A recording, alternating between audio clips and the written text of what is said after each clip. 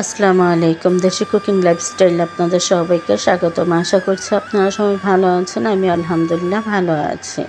দেশ ও দেশের বাইরে যে যেখান থেকে আমার আজকের ভিডিওটি দেখছেন আপনাদের সবাইকে জানাই আন্তরিক প্রীতি ও শুভেচ্ছা। এটা হচ্ছে গত বৃহস্পতিবারের ভিডিও দিয়ে আজকে ভিডিওটা স্টার্ট করেছি। তো বৃহস্পতিবার আমি একটু রসগোল্লা বানিয়েছিলাম, তো সেটা একটু ভিডিও করে রেখেছিলাম। তো সেই ভিডিও দিয়ে আজকে ভিডিওটা স্টার্ট করলাম। তো এখানে আমি 3 কেজি দুধ নিয়েছি রসগোল্লা তৈরি করার জন্য। তো 3 কেজি দুধের এখানে আমি ছানা কেটে নিচ্ছি। আমি সবসময় মিষ্টি বানালে টক দই দিয়ে ছানাটা কাটি, এতে করে ছানাটা খুব সফট হয় আর মিষ্টিটা খেতে ভীষণ ভালো লাগে। একদম রেস্টুরেন্টের যে ধরনের মিষ্টি পাওয়া যায় সেরকমই টেস্ট হয়। তো আমি এখানে দুধ থেকে সম্পূর্ণ ছানাটা কেটে নিয়েছি। তো দেখুন ছানা থেকে কিন্তু আস্তে আস্তে সবুজ পানিটা বের হতে শুরু করেছে। তো এখন হচ্ছে আমি ছানাটা ছেঁকে নিব। তো বন্ধুরা, যারা আমার ভিডিওটি দেখা স্টার্ট করেছেন এখনও যারা একটি লাইক দেন নাই তারা প্লিজ একটি লাইক দিয়ে ভিডিওটা কন্টিনিউ করুন। তো এদিকে হচ্ছে আমি ছানাটা ছেঁকে নিয়েছি একটা পরিষ্কার জর্জেট কাপড়ে। তো আমি ছানাটা ছেঁকে তারপর হচ্ছে একটু প্রায় 40 মিনিটের মতো ছানাটা ঝুলিয়ে রেখে দিয়েছি পানিটা ঝরার জন্য। তো সম্পূর্ণ পানিটা ঝরে যাওয়ার পর আমি এখানে ছানাটা নিয়ে নিলাম। তো ছানার সাথে বাকি যে ইনগ্রিডিয়েন্টসগুলো আছে সেগুলো নিয়ে নিচ্ছে। তো এখানে প্রথমে নিয়ে নিয়েছি 2 টেবিল চামচ আটা, তারপরে নিয়েছি 1 টেবিল চামচ চিনি, নিয়ে নিয়েছি গুঁড়ো দুধ 3 টেবিল চামচ। তো এদিকে হচ্ছে সুজি ভিজিয়ে রেখে দিয়েছিলাম। এখানে আমি দুধ দিয়ে সুজিটা ভিজিয়ে রেখেছিলাম। সুজি এখানে নিয়েছি আমি 1/4 কাপ। তো 1/4 কাপ সুজি আমি একটু দুধ দিয়ে ভিজিয়ে রেখে দিয়েছিলাম। তো এর মধ্যে আমি সামান্য লবণ দিয়ে দিয়েছি আর দিয়ে দিয়েছি বেকিং পাউডার। তো ছানার সাথে কিন্তু বেকিং সোডা কোনো অবস্থাতেই দেওয়া যাবে না, এতে করে কিন্তু মিষ্টিগুলো ফেটে যাওয়ার সম্ভাবনা থাকবে। তো সেজন্য আর কি এখানে বেকিং সোডাটা স্কিপ করে বেকিং পাউডারটাই দিতে হবে।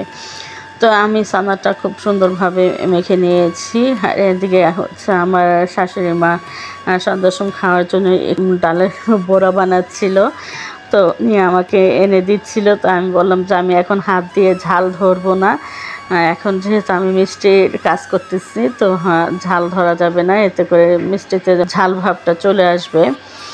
আর ঝাল না লাগলেও আর কি ঝালের যে একটা স্মেল আসছে সেই স্মেলটা চলে আসবে মিষ্টিতে, সেজন্য আর কি ঝাল খাবারটা আমি ধরলাম না। তখন আর কি আমার ছেলে সরিয়ে নিল। তো আমার ছেলে বলতেছিল আম্মু আমি খাইয়ে দিই, তুমি কাজ করো আর আমি খাইয়ে দিই তোমাকে। আর এই মিষ্টিটা বানিয়েছিলাম আমার ছেলের জন্যই। তো এটা হচ্ছে আমার ছেলের জন্মদিন ছিল শুক্রবার। তো ওই হচ্ছে অনেক দিন যাবতই খেতে চাচ্ছিল এই মিষ্টিটা। তো ওকে দোকান থেকে কিনে খাওয়ানো হয়েছে, তারপরে ওর আবদার হচ্ছে আম্মুর হাতে তৈরি রসগোল্লা খাবে। তো আমি তো এর আগে অনেকবার বাসায় রসগোল্লা তৈরি করেছি, তো আমার হাতের রসগোল্লার টেস্টটা জানে, সেজন্য আর কি আবদার করে খাওয়ার জন্য। তো এই যে দেখুন আমার মিষ্টিগুলো ফুলে কিন্তু একদম ডবল হয়ে গেছে। তো এরপরে তো আমি মিষ্টিগুলো নামিয়ে রেখে দিয়েছি সারা রাত ঠান্ডা হওয়ার জন্য। এরপরে আর ভিডিও করতে মানে খেয়াল ছিল না নানান ঝামেলার কারণে। তো এই মিষ্টিগুলো খেতে মাশাআল্লাহ অনেক ভালো হয়েছিল। এটা হচ্ছে শুক্রবারের ভিডিও। শুক্রবার হচ্ছে আমি আমার ছেলের জন্য একটু তেহারি রান্না করেছিলাম গরুর মাংস দিয়ে। তো এটাও আমার ছেলের আবদারের জন্যই, ও হচ্ছে অনেক দিন যাবতই বলতেছিল তেহারি খাওয়ার কথা, তেহারি খেতে চাচ্ছিল। তো অতিরিক্ত গরমের কারণে আর কি রান্নাটা করিনি তেহারি। তো এখন যেহেতু ছেলে জন্মদিন, তো ছেলে জন্মদিন হিসেবে মায়ের পক্ষ থেকে তো কিছুটা খাওয়াতে হয়, তো তা না হলে মায়ের মন মানে না। তো আমার ছেলের জন্য আমি এই যে তেহারিটা রান্না করে নিয়েছি। তো আমি কিন্তু প্যাকেট মশলা দিয়ে আজকে তেহারিটা রান্না করেছি। আর অনেক সময় দেখা যায় অনেকেই বলে প্যাকেট মশলা দিয়ে তেহারি রান্না করলে ভালো লাগে না। তো শুধু প্যাকেট মশলা দিলে তো ভালো লাগবে না, এখানে আরও কিছু বাড়তি ইনগ্রিডিয়েন্টস আছে, সেগুলো দিতে হবে, তাহলে একদম পারফেক্ট তেহারির টেস্টটাই পাওয়া যাবে। তো এখানে আমি টক দই দিয়ে দিয়েছি, তারপর দিয়েছি টমেটো সস আর সামান্য কি বলে এটাকে টেস্টিং সল্ট দিয়েছি একদম অল্প পরিমাণে।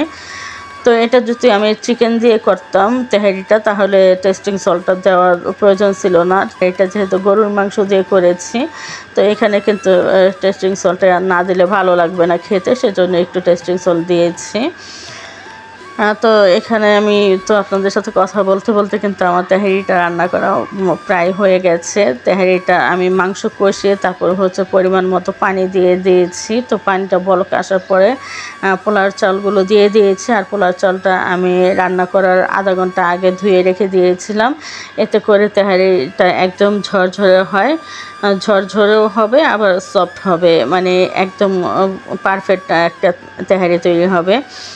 তো এই তেহারিটা খেয়ে তো আমার বাচ্চারা খুবই খুশি হয়েছে, বিশেষ করে আমার ছেলে, ওর আবদার রেখেছি আমি, তো অনেক খুশি হয়ে গেছে।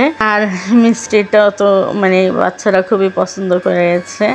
আর আমার ছেলে বলতেছে অনেক দিন থেকে বলতেছি তোমাকে বানাতে, বানাও না, আজকে তো ঠিকই বানালা। তো অ্যাকচুয়ালি এর আগে বানানো হয় গরুর দুধের কারণে, গরুর দুধটা পাওয়া যায় না, আর পিওর সানা কাটার জন্য কিন্তু একদম অরিজিনাল যে দেশি মানে অরিজিনাল যে গরুর দুধটা, সে গরুর দুধ দিয়ে কিন্তু সানাটা কাটতে হয়, গরুর দুধ না হলে কিন্তু সানা কাটা যায় না, মানে পারফেক্ট যে সানা ওই সানাটা আর কি পাওয়া যায় না। দুধওয়ালার নাম্বারটা আমার ফোনে ছিল, আমার একদমই খেয়াল ছিল না। তো বৃহস্পতিবার আমি আর কি নাম্বারটা খুঁজতে খুঁজতে তারপর দেখলাম আমার মোবাইলে সেভ করা আছে, তারপরে হচ্ছে দুধওয়ালাকে ফোন দিলাম। তো ফোন দেওয়ার পরে উনি এসে দুধটা দিয়ে গেছে। তো বন্ধুরা আপনাদের সাথে কথা বলতে বলতে কিন্তু এদিকে আমার রান্নাটা হয়ে গেছে, একদম পুরো কমপ্লিট হয়ে গেছে রান্না। এখন আমরা হচ্ছে সবাই মিলে খেতে বসে গেছি। তো খাওয়ার পরে কিন্তু আরও কিছু ভিডিও আছে, আপনারা আমার খাওয়া দাওয়া দেখিয়ে চলে যাবেন না, যদি সময় থাকে তাহলে ভিডিও শেষ পর্যন্ত দেখবেন। তো আমার ছেলে কেক কেটেছে, তো সেই ভিডিওটাও করা আছে। তো কেক কাটার কোনো প্রিপারেশন ছিল না আমাদের, আমি অ্যাকচুয়ালি কেক আনিই নাই, আমার হচ্ছে এই তেহারিটা রান্না করেছিলাম আর মিষ্টি বানিয়েছি, এই ছিল আমার জন্য এনাফ। তো শুক্রবার দিন সন্ধ্যার সময় আমার ভাগিনারা আর কি কেক নিয়ে এসেছিল, ওর ভাইয়ের জন্মদিন, ওরা কেক কাটবে সবাই মিলে, তো সেজন্য আর কি কেকটা কাটা হয়েছে। তো সেই ভিডিওটাও আপনাদের সাথে শেয়ার করব, আশা করছি পুরো ভিডিওটা আপনারা আমার সাথেই থাকবেন। তো তেহারিটা খেয়ে নিয়েছি, মাশাআল্লাহ আলহামদুলিল্লাহ খেতে ভীষণ ভালো হয়েছে। আর আমার তো মাংসর সাথে হাড় না খেলে ভালোই লাগে না, তো আমি কিন্তু একটা বড় দেখে হাড় নিয়ে নিয়েছি। তো আমার তো হাড় চিবোতেই হবে, তা না হলে আমার খাওয়া হজমই হবে না। তো বন্ধুরা যারা আজকেই প্রথম আমার ভিডিওটা দেখতেছেন, আজই প্রথম আমার চ্যানেলে ভিজিট করেছেন, তারা চাইলে আমার চ্যানেলটি সাবস্ক্রাইব করে আমার পাশে থেকে যেতে পারেন। আর আমার চ্যানেলটি সাবস্ক্রাইব করে পাশে থাকা অল নোটিফিকেশনটি সিলেক্ট করে রাখবেন, তাহলে যখনই আমি নতুন ভিডিও আপলোড করব সঙ্গে সঙ্গে নোটিফিকেশন আপনাদের কাছে চলে যাবে, তখন আপনারা আপনাদের সময় সুযোগ মতো আমার ভিডিওগুলো দেখে নিতে পারবেন। আর যারা ফেসবুক পেজ থেকে আমার ভিডিওটা দেখছেন, চাইলে আমার পেজটি ফলো দিয়ে রাখতে পারেন। আর অলরেডি যারা এই কাজগুলো করে দিয়েছেন তাদের সবাইকে জানাই অসংখ্য ধন্যবাদ। তো এই যে আমার এই যে দুইটা বাবু, আমি কিন্তু এর আগের ভিডিওতে বলেছি আমার বড় আপার বাসায় দুইটা বাবু আছে, এই যে আমার সেই দুইটা বাবু। তো এই বাবু দুইটা হচ্ছে কেক নিয়ে এসছে, আর এই যে এটা হচ্ছে আমাদের বংশের একমাত্র মানে প্রদীপ, মানে আমার বড় ভাইয়ের ছেলে, আমার বড় ভাইয়ের একটাই ছেলে। তো এটাই হচ্ছে আমার একমাত্র বাবা, আমার তো নিজের বাবা নেই, তো এটাই আমার বাবা। তো ওকে কিন্তু আমরা বাবা বলেই ডাকি, বেশিরভাগ সময় বাবা বলি, আব্বু বলি। তো এটাই আমার বাবা। আর এই যে দেখুন ওর ভাইদের কাছ থেকেও গিফট নিতেছে, বড় ভাইয়ের কাছ থেকে তো নিল, বড় ভাই সুন্দরভাবে হাতে তুলে দিল গিফট। আর হচ্ছে ছোট ভাই, সে হচ্ছে আমার ছেলেকে একটু খাটাবে, সেজন্য বলতেছে আমার কাছে এসে গিফট নাও। তো কাছে গিয়েছে, তারপর হাতে তুলে দেবে কি বলতেছে হাত থেকে নিয়ে নাও, তো ও হাত থেকে নিয়ে নিল আর হাসতেছিল। আর ওনার বড় আব্বু হচ্ছে ওনাকে টাকা দিয়ে দিল পছন্দ মতো কিছু খাওয়ার জন্য। আর এই যে দেখুন আমার ভাগিনারা কেকটা নিয়ে এসছে, মাশাআল্লাহ কেকটা দেখতে ভীষণ সুন্দর আর খেতেও খুব ভালো লেগেছে। তো এরা সবসময় হচ্ছে এই কোম্পানির কেকটাই কিনে। আর এই যে ক্যান্ডেলটা যখন জ্বালিয়েছে তখন লাইটটা অফ করে দিয়েছিলাম। তো এই ক্যান্ডেলটা লাইট অফ থাকা অবস্থায় কিন্তু দেখতে ভালো লাগে। তো এখন হচ্ছে এই যে ক্যান্ডেলটা যখন শেষ হয়ে গেছে তখন লাইটটা আবার অন করে দিয়েছি। তো এটা নিয়ে ওরা দুষ্টুমি করতেছিল, বলতেছিল অন্ধকার থাকা অবস্থায় কেক থেকে একটা পিস কে যেন গায়েব করে দিয়েছে, মানে এটা বলে আমার ছেলেটাকে খেপাচ্ছিল ওরা। অ্যাকচুয়ালি কেক কিন্তু কাটাই হয় নাই, ওরা এইভাবে বলে আর কি খেপাচ্ছিল। তো আমার ছেলে হচ্ছে সবাইকে খাইয়ে দিচ্ছিল হাতে নিয়ে। তো বন্ধুরা, আমার এই ছোট্টখাটো জন্মদিনের আয়োজন আপনাদের কাছে কেমন লাগলো চাইলে কমেন্ট করে জানাতে পারেন। আপনাদের কমেন্টগুলো পড়তে কিন্তু আমার ভীষণ ভালো লাগে। আমার প্রিয় প্রিয় আপু ভাইয়েরা এত সুন্দর করে কমেন্ট করে, আর কমেন্টগুলো পড়তে আমার ভীষণ ভালো লাগে। তো আপনাদের সাথে আমার সম্পর্কটা কিন্তু একমাত্র কমেন্টের কারণেই সম্পর্কটা গভীরতা পেয়েছে।